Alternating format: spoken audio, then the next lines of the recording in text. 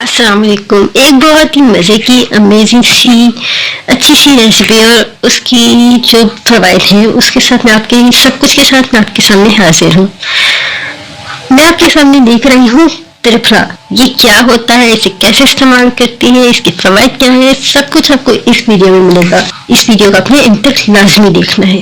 त्रिफला, इसकी रेसिपी क्या है, इसमें डलता क्या क्या है, सबसे पहले हम ये जानेंगे। तो इसके अंदर डलता है जनाब हरीर, भेड़े और आमले। हरीर और भेड़े आपने लेने हैं 50-50 ग्राम और आमला आपने लेना है 25 ग्राम। इनको आपने साफ करके धो के धूप में खुश्क करके फिर आपने इनको पीस लेना है, इनका पाउडर बना लेना है। अच्छे से इसका जब पाउडर बन जाएगा, बिल्कुल बारीक सा पेस्ट जाएगा, तब आपने इसको छन्नी में छान कर इसका पाउडर अपने रख लेना है एक एयरटाइट जार में डाल के। रोजाना रात को सोने से पहले नीम गर्म पानी के साथ आपने एक छोटा चम्मच आपने रोजाना खाना है, या फिर आप इसे शहद के साथ भी खा सकते हैं। इसके फवाइद क्या क्या है? ये कब्ज को खत्म करता है, मैदे को साफ करता है, गैस और बदहजमी को भी खत्म करता है। इसके अलावा ये जिगर की सफाई करता है, वजन को कम करता है, जिगर की चर्बी को पिघलाता है, नजर को तेज कर और बहुत सारी दूसरी बीमारियों से बचाता है, जैसे नज़ला, जुकाम और खांसी। शुगर लेवल को भी कंट्रोल करने में आपकी मदद करता है। आप इसको इस तरह भी खा सकते हैं या फिर आप इसका कहवा बनाकर भी पी सकते हैं, जो कि बहुत ही आसान होता है। इसका कहवा भी बहुत ही सब चीजों के लिए, बीमारियों के लिए बहुत ही अच्छा है। इसका कहवा बनाने का तरीका भी बहुत आसान है। आपने एक बर्तन में, एक सॉस पैन में आपने पानी गर्म करना है 1 कप। जब वो पानी उबलने लगे तो इसके अंदर आधा छोटा चम्मच त्रिफला पाउडर डालिए और फिर इसको हल्का सा उबालिए। जब ये उबलते रहेगा 5 मिनट इसको उबलते रहने दीजिए। जब ये उबल जाएगा अच्छे तरीके से तो अपने इस कवे को छान कर नीम गर्म पीना है। चाहे तो आप इसमें शहद मिला दें क्योंकि इसका टेस्ट थोड़ा सा कड़वा सा होता है। रात को सोने से पहले पिए या फिर आप इसको सुबह नहार मुंह पी लें। दोनों ही तरीके इसके बहुत अच्छे हैं। ये